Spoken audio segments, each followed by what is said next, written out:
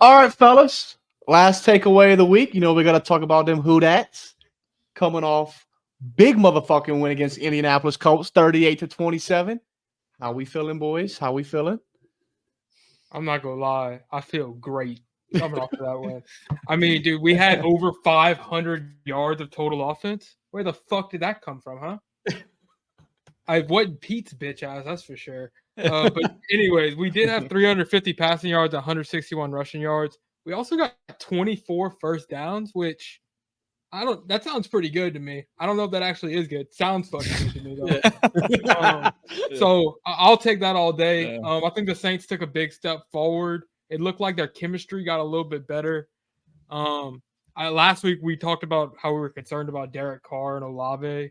I'm not ready to say that they mended that bridge, but the offense did look better this week. So what do y'all think about it? Man, I'm excited. I think that was obviously the best game we've put together so far. And what kind of even excites me a little bit more, I mean, I guess, I don't know if excites the right word, but our defense didn't step up either. So we really haven't meshed a full performance yet of what we can do on both sides. So if we could keep that up on offense and just call that a one-off for our defense, we're in good shape because, man, Derek Carr really made some big-time throws when he needed to. Some not the easiest throws. Those deep balls to Shaheed, they connected. Shaheed caught them. That was good to see, man. He even dinked one right off Olave's face mask. Perfect accuracy. He could have maybe put it a little bit lower for him. Maybe he would have caught it. Wouldn't have caught it anyway. But AK expressed how he liked the play calling throughout the week, getting him in space through the passing game. That was good to see. A lot to like, and we have an easy schedule moving forward. So hopefully we could stack up a couple wins and get on top of this division again. Yeah, no, there's a lot to like from this week for sure. I mean, dude, our red zone efficiency was probably through the roof compared to every other week. I mean, obviously we put up the most points all year. There was a couple things though that I'll say that obviously you can nitpick, but it's more than just nitpicking. Like there's a couple things that were like kind of raised my blood pressure a little bit, like kind of had me a little nervous. Like, yes, Carr threw a perfect ball to Shaheed to essentially ice the game and for us to win it. And like Cade mentioned, it's not an easy throw to make by any means. He threw a perfect ball in a clutch scenario to really win us the game. Because if we don't complete that, I mean, they have a chance to come down and I don't remember exactly what the score was at the end of the game, but I think they had a shot still. So that was huge from Carr and Shaheed both. But it was like 3rd and 3. And with the way that we've just struggled all year, it was just like, could we not? Because like that's just a hard play to complete. I just wish they kind of wouldn't have had to chunk the ball so far downfield. But I mean, at the end of the day, it worked. We got the win. That's all fine and dandy. I would like to see a couple things from Olave that still bothered me. I understand he lost the ball in the light, and that's fine. Like that kind of stuff happens. One of the things that really like gets under my skin is there's a play where, and I've seen Olave do this a lot. There's a play where Olave's running across the field.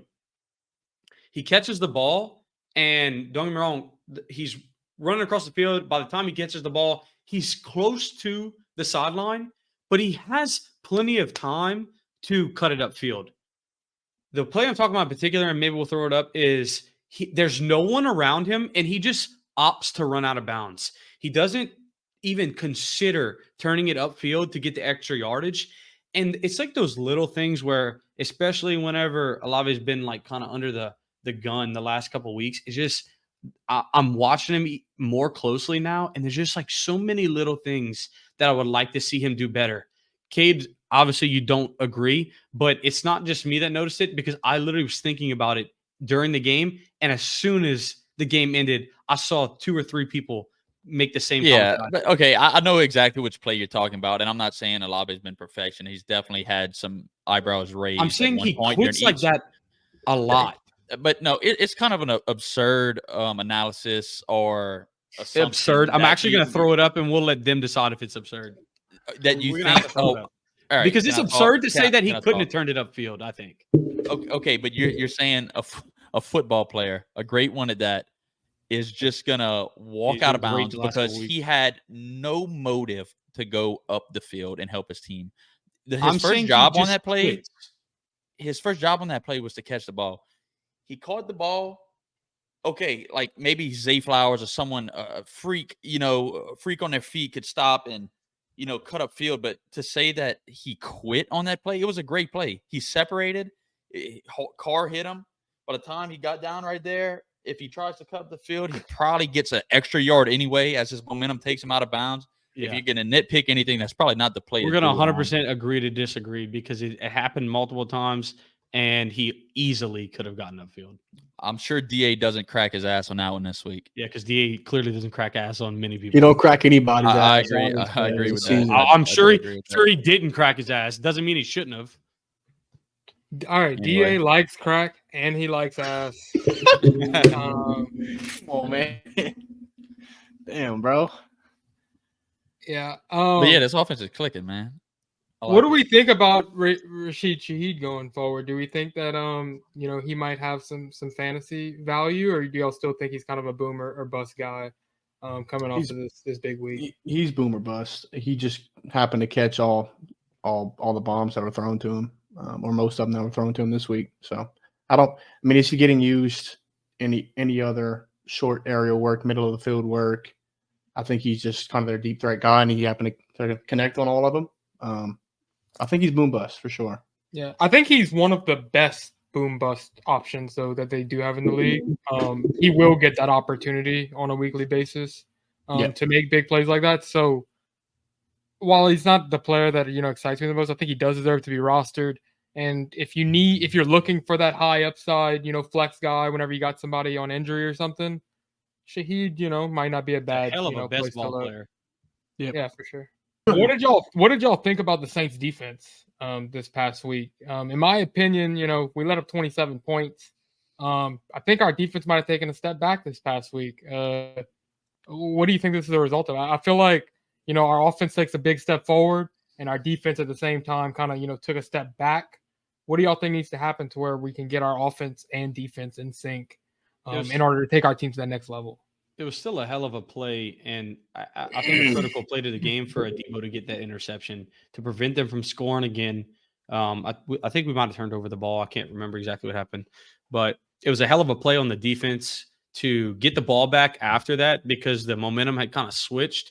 And I think we might have gone back. We might have turned around and scored right after that. So it went from, I want to say we turned over the ball or we had a bad offensive drive to them getting the ball relative like on their side of the field, and then defense went and took away the ball again to save a touchdown.